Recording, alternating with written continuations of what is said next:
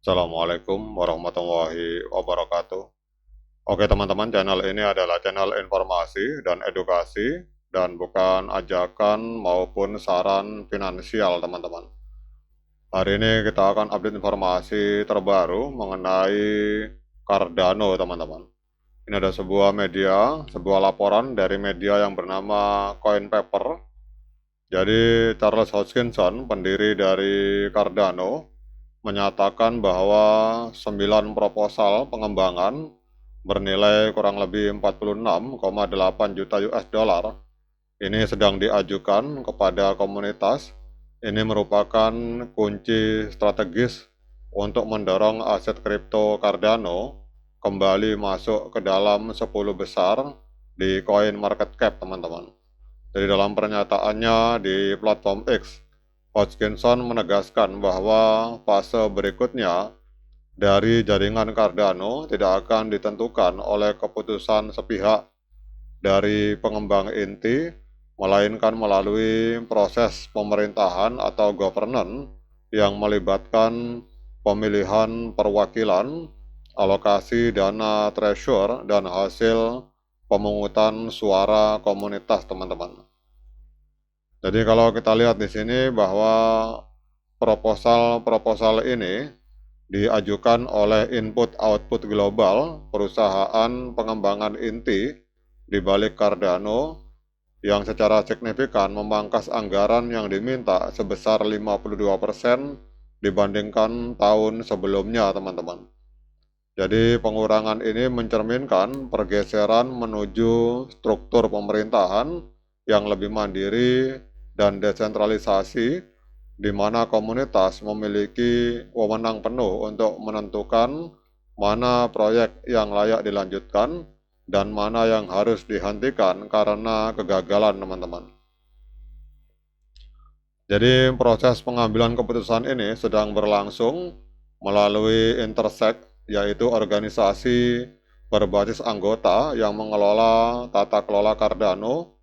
Pemungutan suara dilakukan oleh delegat representatif melalui platform Ecclesia dengan jendela pemungutan suara yang berjalan dari 22 April hingga 24 Mei 2026, teman-teman.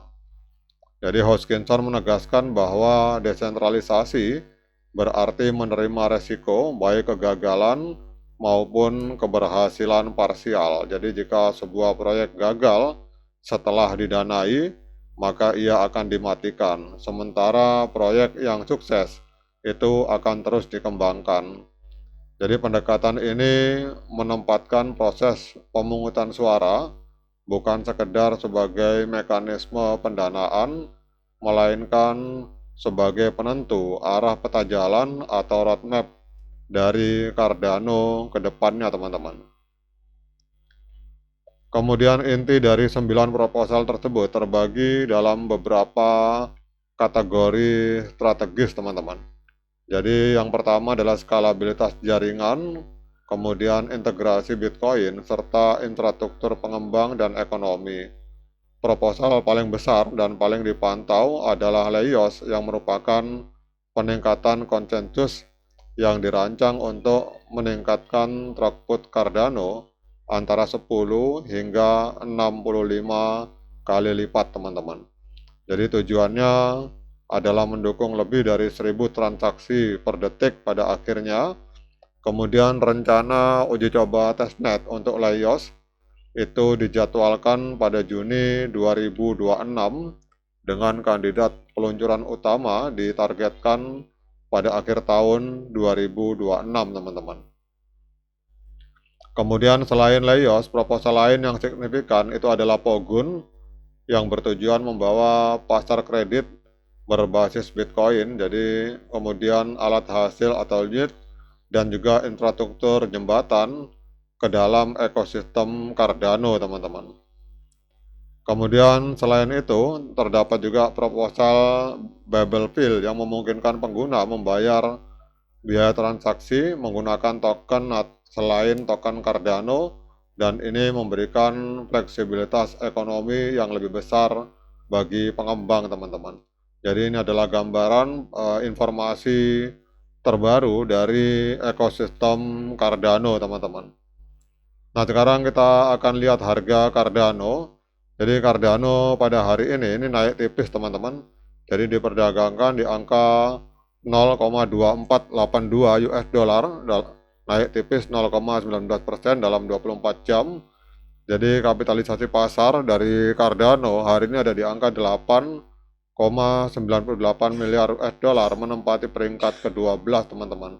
Jadi Cardano ini terlempar dari peringkat 10 besar di coin market cap, sehingga kalau kita lihat informasi ini, Charles Hoskinson sedang berjuang agar Cardano bisa kembali masuk ke dalam 10 top crypto, teman-teman.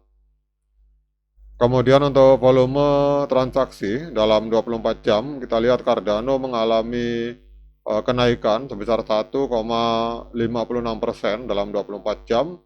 Jadi dalam 24 jam terjadi jual beli Cardano di angka 274,94 juta US dollar, teman-teman. Nah, kemudian kita akan lihat untuk tren dari Cardano, teman-teman. Jadi trennya secara jangka pendek maupun sebentar kita rubah dulu, teman-teman. Oke, teman-teman, trennya secara jangka pendek maupun jangka panjang, ini tren dari Cardano, ini adalah tren penurunan, teman-teman. Karena kita lihat harga masih berada di bawah EMA 13 dan EMA 21, dan juga harga masih berada di bawah EMA 200 hari, teman-teman. Jadi ini secara jangka panjang maupun jangka pendek, trennya masih tren penurunan. Kemudian yang berikutnya kita akan melihat technical analysis dari TradingView, teman-teman. Jadi untuk indikator moving average ini memberikan sinyal strong sell, penjualan yang sangat kuat. Sementara untuk osilator memberikan sinyal netral. Namun kalau kita gabungkan osilator dengan moving average, hari ini sinyalnya untuk Cardano adalah sinyal sell atau penjualan, teman-teman. Karena kita lihat di sini ada sekitar 13 indikator yang menunjukkan sinyal penjualan, sementara hanya 4 indikator yang menunjukkan sinyal pembelian.